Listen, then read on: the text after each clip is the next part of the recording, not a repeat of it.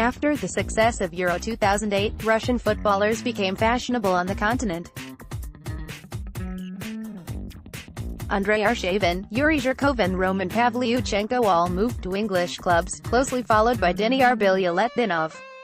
It seemed that Russia was on the cusp of a great leap forward which would allow its clubs to compete in Europe, and its players to stand amongst the continent's brightest stars.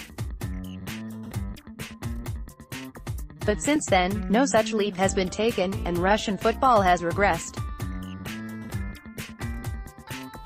Before the World Cup, Russians became bitter and sarcastic, and reminisced about the days when their players' ambitions went beyond a big salary at a domestic club. Even Fedor Smolov, who has long been linked with the move abroad, is in no hurry to leave Krasnodar. He seems quite content to fight for a Champions League place via the Russian Premier League. But things are not completely hopeless. Two players shone during Russia's World Cup opener, the 5-0 thumping of Saudi Arabia, standing out against the dull, lifeless backdrop of the domestic game.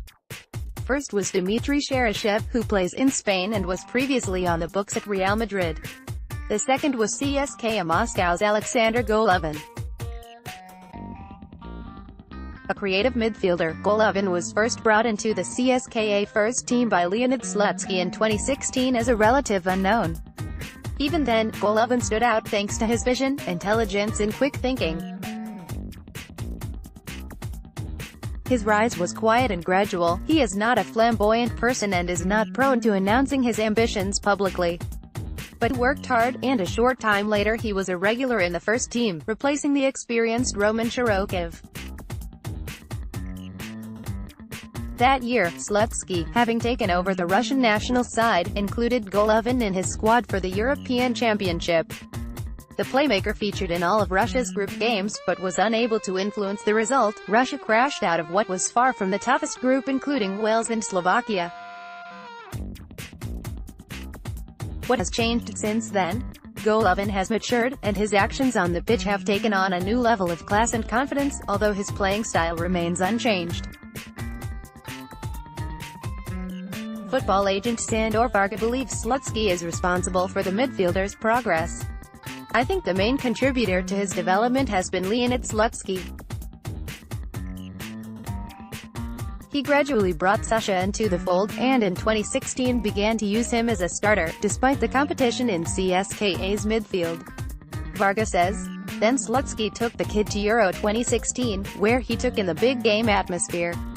Over 2 seasons as a starter for one of Russia's top clubs, Golovin has improved his best qualities, the ability to play across the whole width of the pitch, and to organize the transition from defense to attack, either with a pass, or with the ball at his feet. Golovin is one of the Russian league's most technically gifted players, and is also good at shooting from distance. Arsenal fans had the chance to see this for themselves when Golovin converted a gorgeous free kick against their team in the Europa League quarter-final. Immediately afterwards, rumors began to surface that the Gunners were interested in buying him, with Arsene Wenger himself saying, "Golovin is a very interesting player and had a fantastic game tonight." Since then, Juventus, Milan, Monaco and even Barcelona have been linked with Golovin.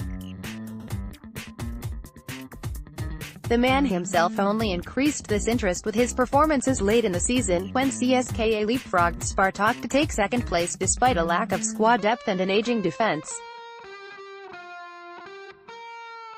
Golovin? I have watched several videos of him, he is a good player. Juventus coach Max Allegri confessed.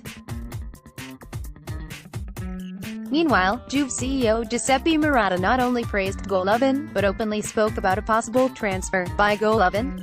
It is more than likely. However, it is not that simple. CSKA are understood to be holding out for more money in talks with Juventus. The Moscow club does not want to let its top star go cheap. Of course, they have every right to take this approach, and Golovin showed in the World Cup opener why he is worth the money. Yes, Russia were only playing Saudi Arabia, but this does not diminish the midfielder's exploits. Golovin provided 2 excellent assists, launched endless counterattacks, and capped off the performance with yet another beautiful free kick goal. Whichever club buys Golovin will get an intelligent and creative player who does not conform to the primitive style often employed by Russian clubs. He reads the game at the level of Europe's top maestros. In a way, he is reminiscent of Iniesta, such as the ease with which he beats his man before delivering a perfect through ball to put his teammate clean through on goal. Of course, Golovin is still young and lacks experience in Europe, so his transfer carries certain risks. However, for Russian fans, the praise heaped on Golovin from football's big names is a point of national pride, allowing them to hope for a better future for Russian football despite all of its problems. It is rare for Russian fans to feel this way about a player. Usually, footballers are seen as arrogant and conceited. But Golovin is different. After the game with Saudi Arabia, he appeared via satellite on a Russian TV talk show and, faced with a tirade of flattery, took off his microphone and retreated to the team bus. Golovin's humility could work against him. Aleksandr is a quiet person and does not speak any English. However, this could also help his development. Wherever he ends up playing, he will get his head down and do his job without falling victim to fans' adoration, as so many would-be superstars do.